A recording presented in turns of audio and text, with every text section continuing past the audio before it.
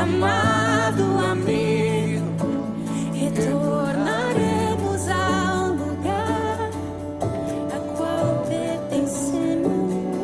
Sim, nós iremos. Muito mais comercial e o seu verdadeiro sentido, né, se perdeu no meio do caminho. Mas para nós a Páscoa ela não é uma data comercial. E nós vamos entender um pouco disso nessa manhã. Êxodo, capítulo 12. Isso aqui vai ser a nossa introdução até chegar ao Novo Testamento. Diz assim, Êxodo 12, vamos ler a partir do versículo 1 mesmo. Diz assim, e o Senhor falou a Moisés e a Arão na terra do Egito, este mês será para vós o princípio dos meses, será o primeiro mês do ano. Dizei a toda a comunidade de Israel, no 10º dia desse mês, cada um tomará para si um cordeiro, conforme a família dos pais, um cordeiro para cada família. Mas se a família for pequena demais para um cordeiro, deverá comê-lo com o vizinho mais próximo de sua casa, conforme o número de pessoas. Calculareis o cordeiro conforme a porção adequada para cada um. O animal será um macho de 1 ano, sem defeito. Podereis tomar um cordeiro ou um cabrito. Versículo 7. Depois pegarão um pouco de sangue e colocarão nos batentes e na viga da porta, nas casas em que tomarem a refeição. Vamos dar um salto aqui, versículo 10. Não deverá sobrar nada para a manhã seguinte. O que sobrar até de manhã, deverá ser queimado no fogo. E vós o comereis assim, com os vossos cintos na cintura, os vossos sapatos nos pés e o vosso cajado na mão, e o comereis às pressas. Esta é a Páscoa do Senhor. Porque naquela noite passarei pela terra do Egito e ferirei de morte todos os primogênitos da terra do Egito, tanto dos homens como dos animais, e executarei juízo sobre os deuses do Egito. Eu sou o Senhor. Mas o sangue servirá de sinal nas casas em que estiverdes. Se eu vir o sangue, passarei adiante, e não haverá praga entre vós, para vos destruir, quando eu ferir a terra do Egito. Senhor, nós te damos graça, Senhor, nessa manhã, Pai, e nós te pedimos, amplia, Senhor, em nós a revelação, Senhor, da obra da cruz, Pai.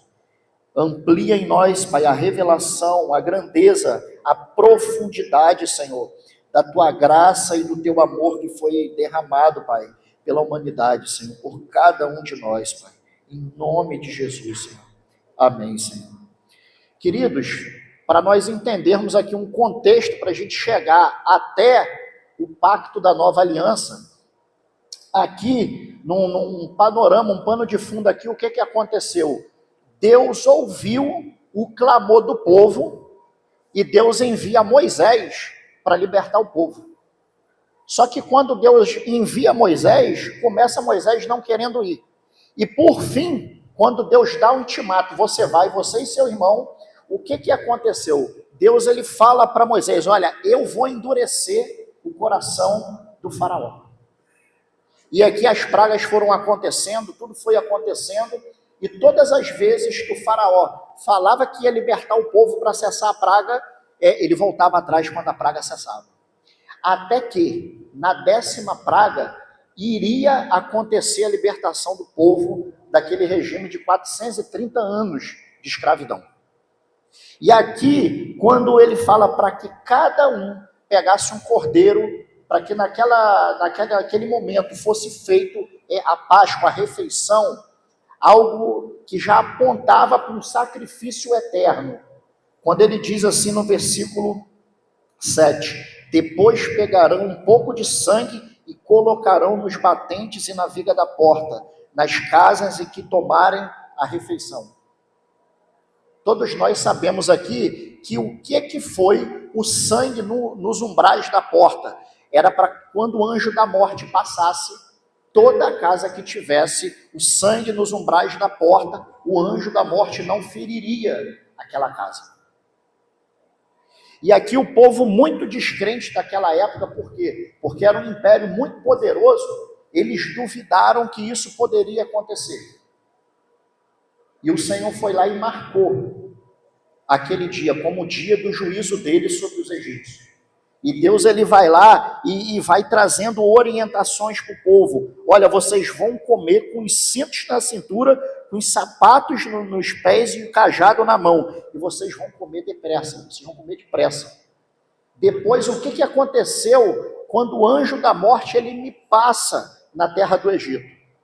Houve choro, houve muita consternação entre os egípcios, mas eles libertaram o povo de Deus.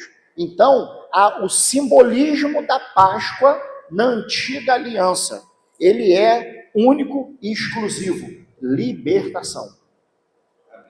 Quando nós olhamos para a Páscoa, na antiga aliança, ela simboliza aqui a libertação do povo da escravidão. E Cristo, ele, antes do sacrifício dele no Novo Testamento, aqui já apontava para aquilo que viria a acontecer. E ele vem dizendo no final do versículo 11, depois que fala para eles comerem depressa, esta é a Páscoa do Senhor. E o interessante é que nesse momento que eles iam lá assar o cordeiro ou o cabrito, ele não poderia ter defeito nenhum, ele não poderia ter nada quebrado, não poderia ser defeituoso em nada. Vocês entendem que já no Antigo Testamento já estava apontando para o sacrifício perfeito? Mas quando nós olhamos para a Páscoa no Novo Testamento, a Páscoa já não vem mais com uma conotação de libertação. A Páscoa, ela muda o aspecto dela no Novo Testamento, e ela tem um aspecto aqui de salvação. Abre sua Bíblia comigo em Lucas, capítulo 23. Lucas 23.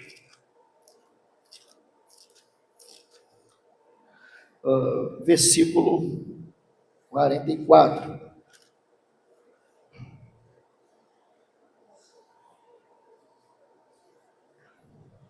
Lucas 23, 44, e diz assim: já era quase a hora sexta, e houve trevas em toda a terra até a hora nona, ou seja, de meio-dia às 3, pois o sol havia se escurecido e o véu do santuário se rasgou ao meio. E então, exclamando em alta voz, Jesus disse: Pai, nas tuas mãos entrego o meu espírito. E dizendo isso, expirou.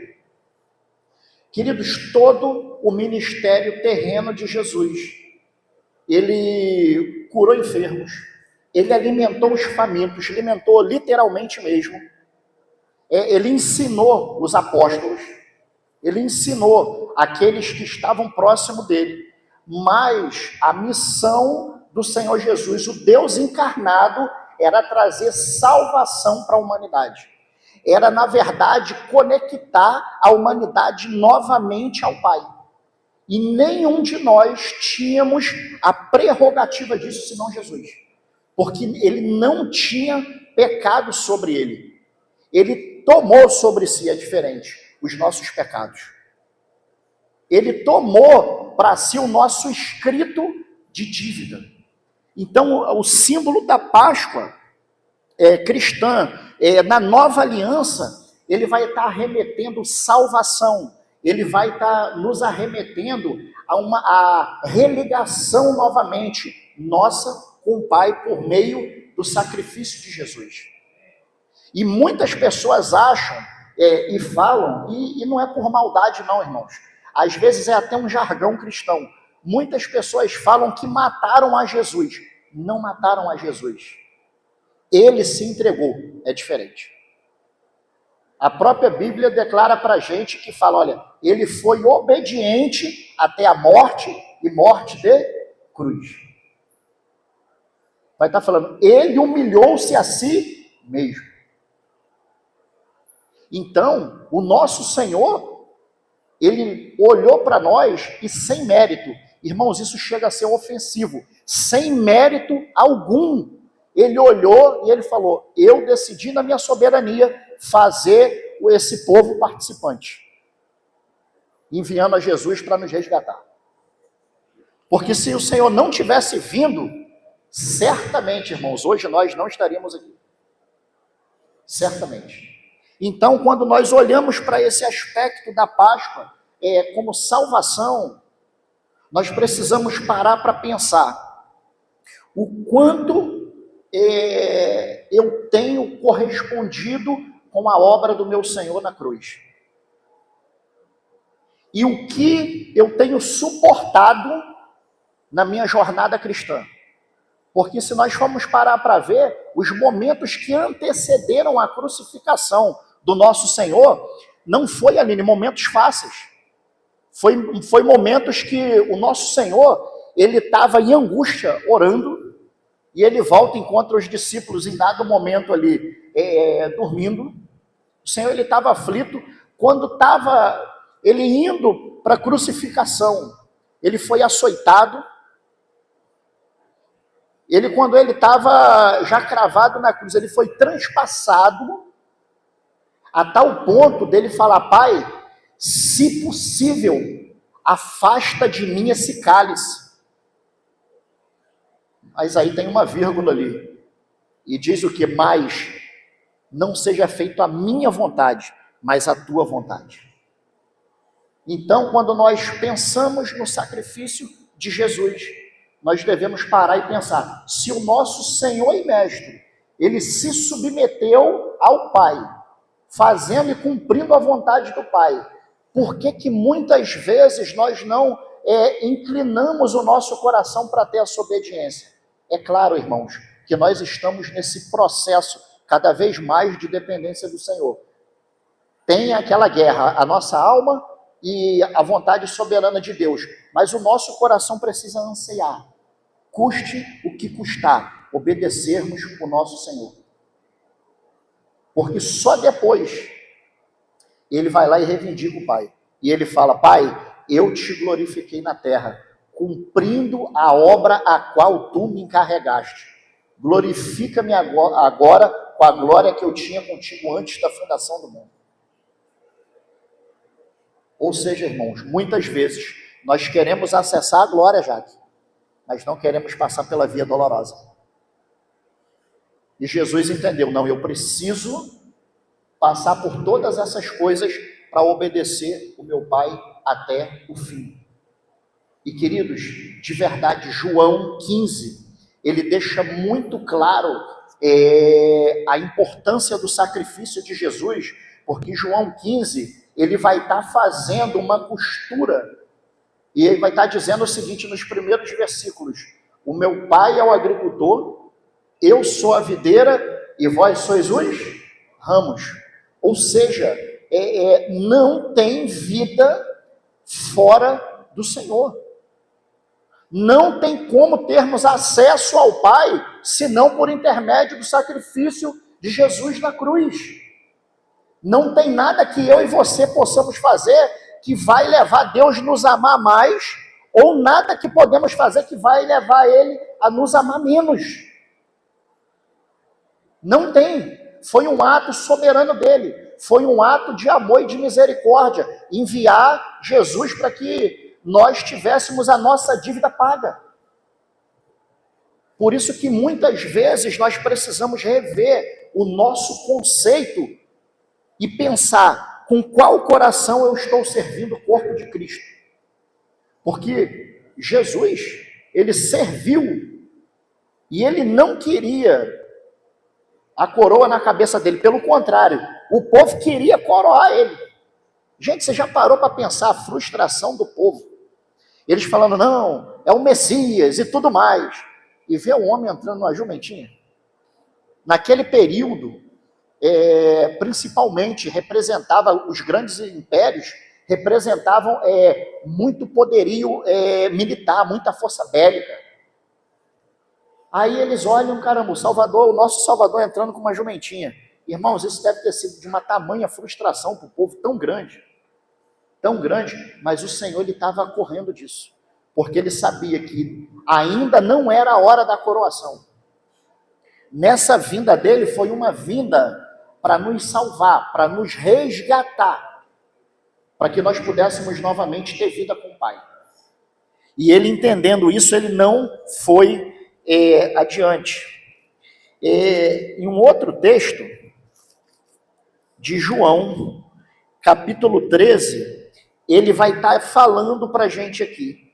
Literalmente o texto diz isso para a gente, sobre nós termos um coração de servos.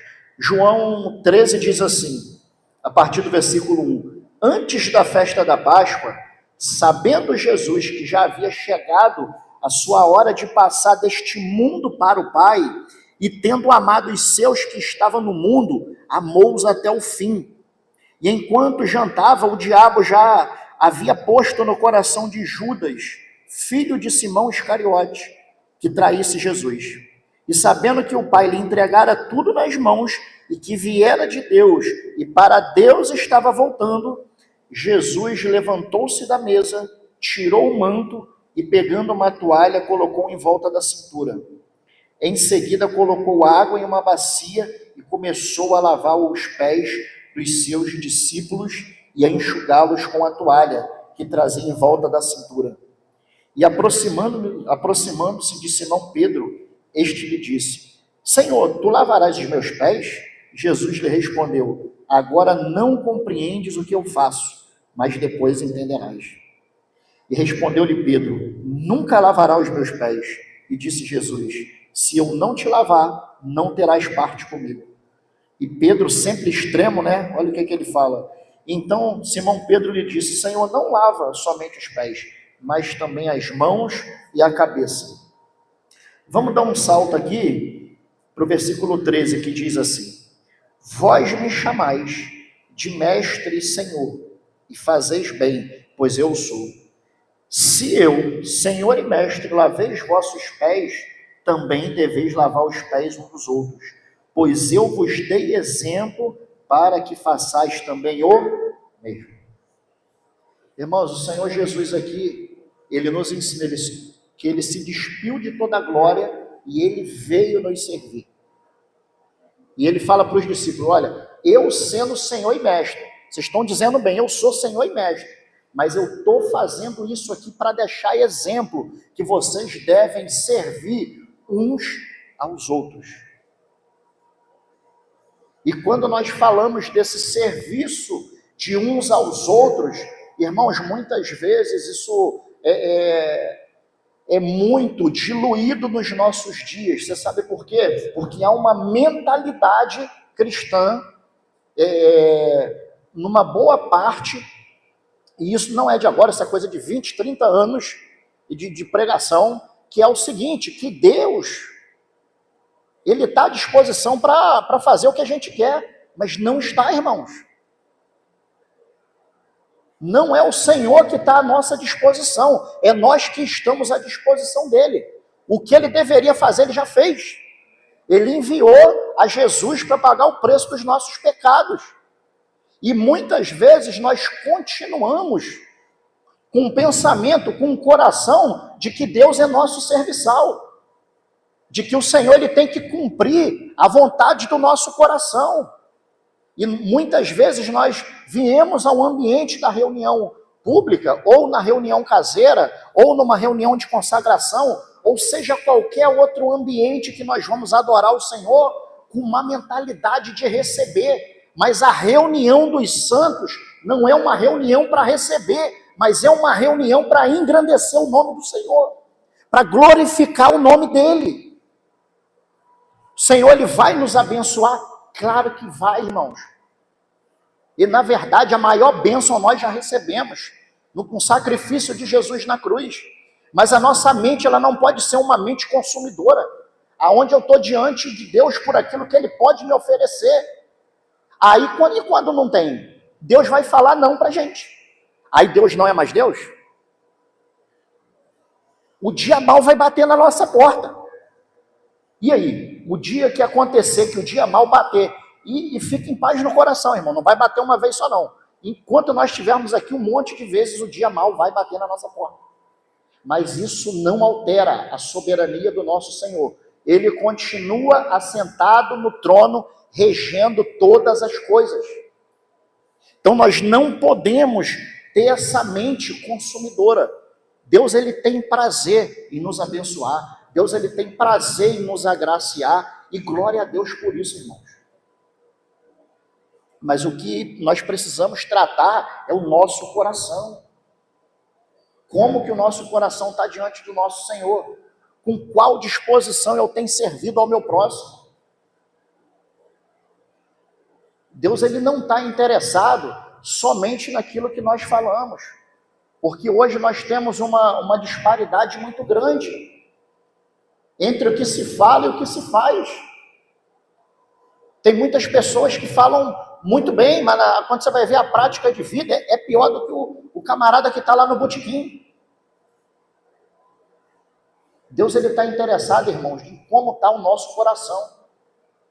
E muitas vezes nós somos reprovados nisso, na condição do nosso coração.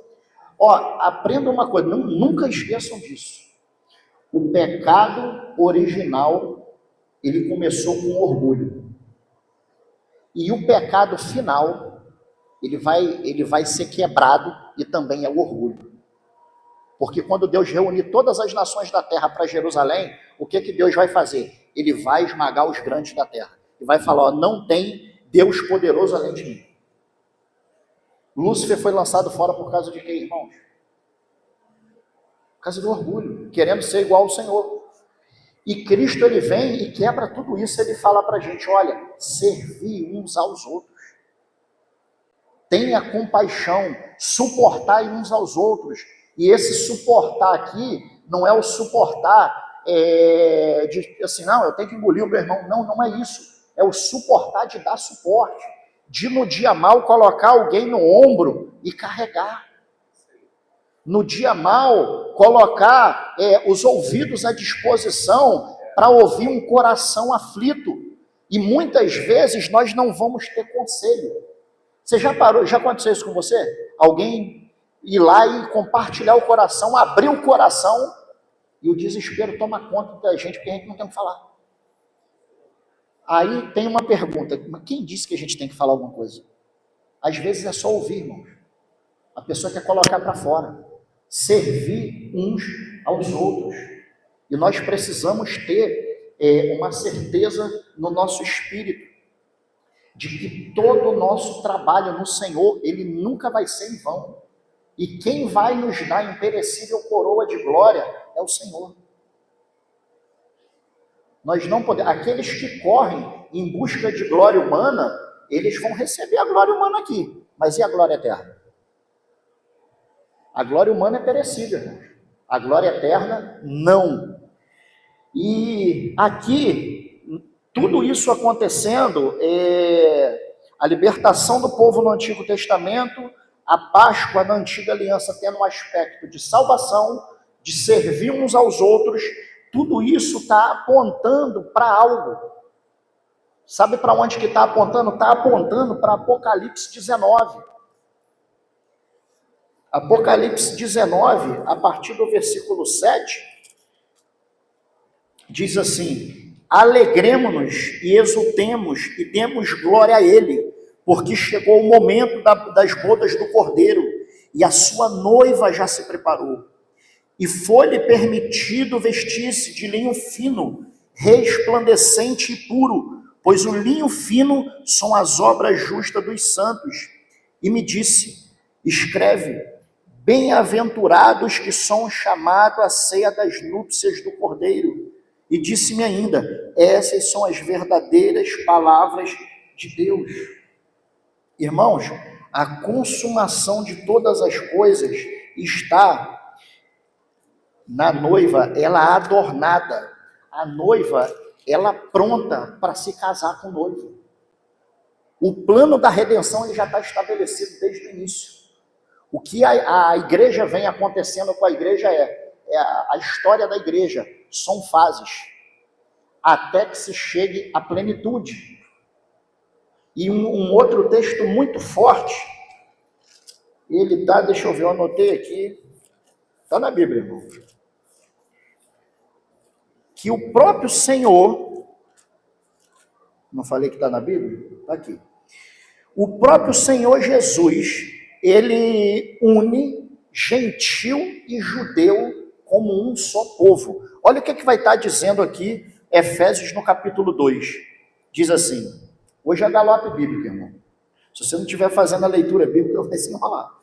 Portanto, lembrai-vos de que, no passado, vós gentios por natureza, chamado em circuncisão, pelos que se chamam circuncisão, feito pela mão de homens, estáveis naquele tempo sem Cristo, separados da comunidade de Israel, estranho às alianças da promessa, sem esperança e sem Deus no mundo. Mas agora em Cristo Jesus, vós que antes estava longe, viestes para perto pelo sangue de Cristo, pois ele é a nossa paz, de ambos os povos fez um só, e derrubando a parede da separação, em seu corpo desfez a inimizade.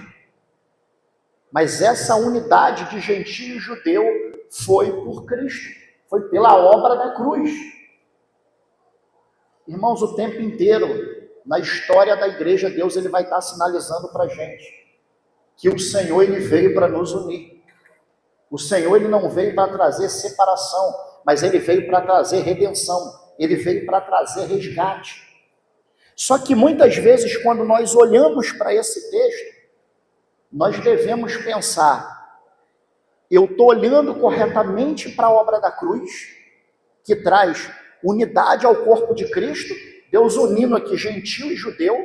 Irmãos, hoje menos, mas naquele tempo era abominação o judeu se misturar com o gentil. Era um negócio que assim, era quase que pecado mortal. Gentil é gentil, ó, vocês ficam para lá, classe C, D, sei lá como é que é, e nós somos uma classe especial aqui. Não existia esse negócio. Tanto que na era apostólica, quando começou gentil e judeu andar junto, no início teve muita confusão. Só que o que acontece? Muitas vezes nós estamos cooperando contra isso aqui. Contra a unidade. Você sabe por quê, irmãos? De maneira prática. Se a obra da cruz ela veio para unir, ela veio para trazer redenção, nós precisamos cooperar com isso. Agora, de forma bem prática, o que nós precisamos entender, irmãos? Todas as vezes que, como parte do corpo de Cristo, koinonia é parte do corpo, o corpo é o todo, como parte do corpo de Cristo, eu me permito me assentar em roda de escarnecedores, eu estou ofendendo a santidade do meu Deus. Eu estou cooperando para a divisão no corpo de Cristo. E às vezes, irmãos, nós queremos classificar que um pecado é pequeno e um outro pecado é grande. Pecado é pecado. Só se muda as consequências de cada pecado. Mas pecado perante Deus não tem um pecado grande e um pecado pequeno. Só se muda a consequência. Todas as vezes que eu me permito estar maldizendo alguém, eu estou atrapalhando a obra do Senhor. Todas as vezes que eu dou ouvido a uma pessoa que ela tem uma tendência a ser fofoqueira, eu estou cooperando contra a obra do Senhor. Vocês já pararam para pensar nesse coletivo? Nessa grandeza? A oposição, irmãos, do diabo sempre vai ser cooperar para que a obra do Senhor, ela demore a avançar. Ele sabe que ele não pode parar a igreja. Mas o que ele puder fazer para atrasar, ele vai fazer. Então você vê um povo que era quase mortal, a unidade deles. A Bíblia deixa claro para a gente aqui, que pela cruz de Cristo, gentios e judeus, eles vão estar unidos. Como que eu vou cooperar fora disso? Não tem como, irmãos. Não tem como. Hoje, nós precisamos entender no nosso coração de que se nós estamos de pé, é porque o nosso Senhor nos sustenta. Se nós estamos todos os dias andando, indo para o nosso trabalho, voltando para a nossa casa, é porque o Espírito Santo de Deus tem nos sustentado. Nós não podemos ter um sentimento de autossuficiência no nosso coração, de que nós somos bons bastante e que nós vamos fazer e acontecer, não. Se não for por meio da obra do Espírito, nada acontece. As pessoas, irmãos, de verdade, o mundo lá fora hoje não está precisando de boa pregação, que o que mais tem hoje é boa pregação, saindo da boca de um monte de pilantra. Por isso não tem autoridade. O que o mundo precisa é, nós como filhos de Deus, de fato ser representante dele. Porque vai valer muito mais a nossa pregação pelo que nós vivemos do que pelo que nós falamos. Vai valer muito mais, irmãos. E qual é a incoerência, qual é o choque que o mundo tem visto? O mundo tem visto muitas vezes a gente falar que ama o Senhor, mas a gente fica lá titubeando com o pecado. O mundo tem ouvido a gente falar de amor ao próximo, e a gente tem feito o contrário. Nós precisamos encurtar, irmãos. Esse delay que está, esse vácuo que está no meio do caminho, ele precisa ser fechado. E isso a gente começa, isso é de forma individual, e cada um olhando para si, depois isso se derrama sobre o coletivo. Porque se eu olho para os meus pecados de forma individual e permito Deus ele ir me moldando e arrancando essas coisas dentro de mim, se eu começo a fazer isso de forma pessoal, eu não vou estar olhando para o pecado do meu irmão e esquecendo o meu. É terrível isso. A gente olha para o pecado dos outros, não, a pessoa é isso, é aquilo outro, e às vezes é mesmo, mas tá ok. Tem um miserável do outro lado, mas e o miserável do lado de cá? Vocês estão entendendo? Se cada um olhasse e permitisse Deus moldar o coração, as coisas estariam diferentes, irmãos. E o Senhor está nos levando para esse lugar. Um lugar de aperto, um lugar de ajuste. E nós precisamos não fazer força com isso. Porque a obra do Senhor é deixar o Senhor nos conduzir. O mundo, ele olha para a igreja e ele quer algo diferente. Ele quer olhar para cada um de nós e ver que tem algo diferente. Que se o mundo olhar para cada um de nós aqui e falar, mas poxa, essa pessoa não faz distinção, é crente, não é? Enfim. Qual o sentido de nós estarmos nos reunindo como igreja? Não faz sentido. Não faz sentido.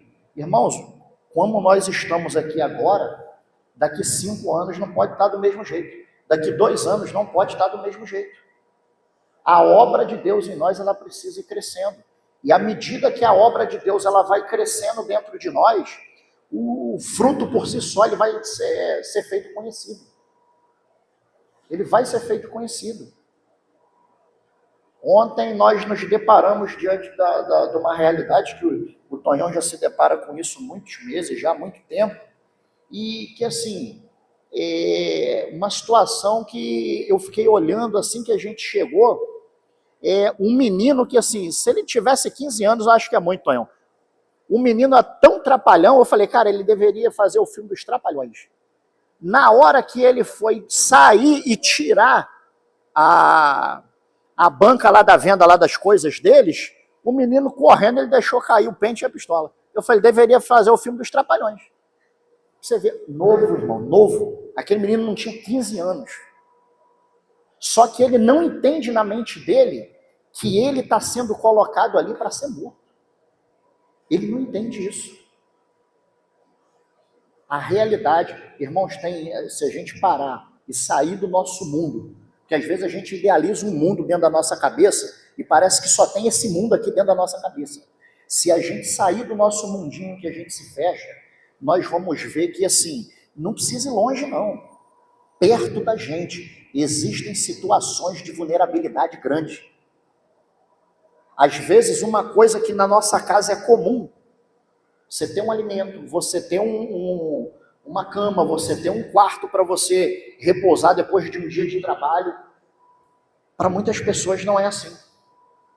E você olha aquelas crianças pequenininhas lá, crescendo num ambiente daquele, irmão, se não for a mão do Senhor, se não for a igreja adentrar nesses lugares, é o marginal de amanhã. Você está entendendo? Muitas vezes, o camarada que ele está no topo da cadeia de hierarquia hoje, já era, ele está obstinado. Ele não vai se arrepender. Uns vão, mas a maioria não vai. Ele quer a vida boa, entre aspas, que aquilo ali aparenta. Mas as crianças ainda têm solução. Tem solução. E é vergonhoso. Irmãos, isso eu falo para vocês com vergonha. E eu me incluo nisso. O tráfico ter que bancar projeto social. Isso é vergonhoso para a igreja. Porque a hora que a gente sai da nossa casa para ir no shopping, se tiver no nosso bolso, a gente não tem o mínimo de pudor de pagar 400, 500, 800 reais num par de tênis. Pagar 500 reais num vidro de perfume. Mas a gente não tem coragem de tirar 100 reais para ofertar num projeto social que já existe. Eu não digo nem a igreja fazer um projeto social, que já tem um monte funcionando, mas é a igreja se unir para cooperar com o que já existe. Isso é vergonhoso para a igreja. E às vezes nós nos reunimos, falamos em nome do Senhor, mas na verdade nós estamos crucificando Cristo novamente, com a nossa postura. Se isso, irmãos, não incomodar a gente, assim, na verdade nós estamos mais doentes do que o ímpio. Mais doentes do que o ímpio. Então, quando nós olhamos para a obra de Cristo na cruz, irmãos, essa salvação, essa redenção, ela foi estendida para todos. A vontade do Senhor é que ninguém se perdesse. É por causa do nosso coração corruptível que há perdição, mas não é vontade do Senhor. A vontade dele é que todos fossem salvos. O preço ele foi pago para todos. O sol ele está aí para todos. Mas é por causa do nosso coração. Que o Senhor ele possa achar graça diante de nós e assim, que haja esse entendimento no nosso coração. De que o Senhor, ele quer derramar graça. Ele vai derramar através da vida da igreja. Através do corpo de Cristo. Irmãos, Deus, ele deu dons, ele deu capacidade. Ele nos conectou novamente a ele, por meio de Cristo Jesus. E essa obra, ela precisa gerar fruto. A salvação é pela graça, mas a obra é a evidência da vida do salvo. Um cristão que ele não tem obra, não sei. Se a árvore está seca, a figueira não dá fruto, ela tem que ser tirada. Tem que ser tirada, porque ela está ocupando espaço de uma árvore que deveria estar dando fruto. Nós precisamos olhar e entender, irmãos, não existe ninguém aqui nesse salão que não tenha a graça de Deus para servir o corpo em alguma área. Não existe. Todos têm uma graça de Deus, uma medida de Deus para estar servindo em alguma área. E isso, irmãos, é a beleza do corpo de Cristo. Você sabe por quê? Cada um tem um pouquinho. Cada irmão vai cooperar com a medida que deu. E no final, tudo se completa. É tão importante, um exemplo, não tem distinção das irmãs que vêm limpar o banheiro, limpar o salão aqui, a hora que não tem ninguém aqui. Não tem distinção para quem está aqui com o microfone pregando. Todo mundo está aqui, ó, no mesmo lugar. Todo mundo está cooperando com uma medida que tem. Todo mundo está cooperando com a graça que o Senhor deu. E no final, isso glorifica o nome de Deus. Mas, infelizmente, nos nossos dias, muitas pessoas acham que cooperar com o corpo de Cristo é só estar com o microfone na mão e saindo com uma foto bonita no Instagram. A gente tem que deixar, irmão, de se preocupar com essas coisas. E se preocupar de fato com o que tem de se preocupar. Hoje também, já deve até ter acontecido, né? Ou está acontecendo a ação lá no lixão do Gramacho. E a gente já teve, aqui com a igreja, a gente já foi uma vez, e eu já fui uma outra vez numa outra situação. Só para você ter uma ideia, lá, água de banho e água de beber. Não tem. Às vezes fica meses Isso é serviço básico que nós temos aqui. Aí você chega lá no miolo do chão, você sabe como é que são as casas lá? As casas lá é daqueles restolhos de obra, aqueles madeirites antigos, eles jogam lá, o pessoal faz casa com aquilo. E muitas casas, o telhado, você sabe o que é? É um plástico ou uma lona estendida. E de verdade, irmãos, nós não vamos ter a solução para tudo, mas nós vamos ter parte da solução. E essa parte que nos compete, nós não devemos nos esconder de fazer. Queridos, para a gente fechar aqui, Deus ele vai vir buscar uma igreja e antes do retorno dele, e sim, no último retorno, ele vem como rei para julgar as nações. Ele está preparando a igreja para que a igreja seja uma testemunha fiel dele na terra. E nós devemos olhar para isso. E não pense que nós temos muito tempo para isso não, porque não tem. Ah, daqui quanto tempo? Não sei, aí é a soberania dele. Mas dizer, eu não creio que tem muito tempo para a gente estar muito à vontade do jeito que nós estamos, não. Mas nós devemos cooperar com aquilo que o Senhor está fazendo. Amém? Então gravem isso. A Páscoa no Antigo Testamento, libertação. No Novo Testamento, salvação, redenção e sermos servos uns dos outros. Vamos ficar de pé? Queridos, Deus ele é muito prático. Eu acho muito interessante quando ele está lá, os discípulos falam para ele assim, mestre, vamos dispersar o povo, porque olha, tem muita gente aqui e a gente não tem comida para todo mundo não, vamos dispersar o povo.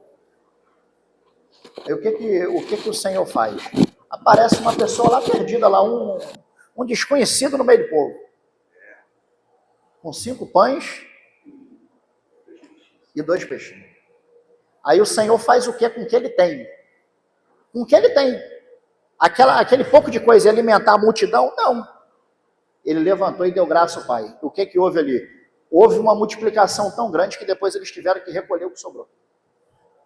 Então, irmãos, muitas coisas nós só vamos ter que confiar, dar graça ao Senhor, servir com o que nós temos e Ele vai fazer prosperar para que a coisa cresça e outras pessoas sejam alcançadas.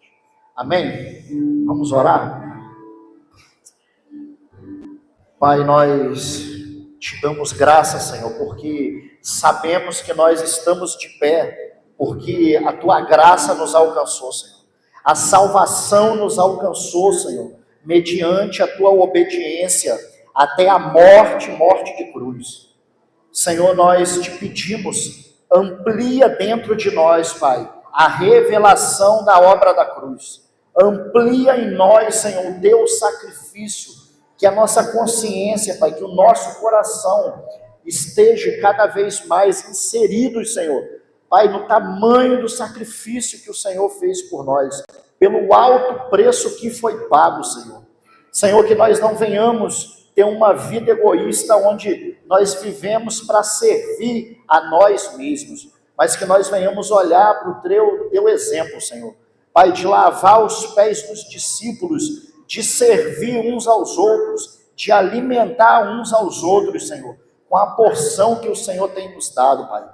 Nós te damos graça por esse dia, Senhor, e nós te pedimos, Pai, amplia em nós a revelação de quem Tu és, Senhor. Amplia em nós, Senhor.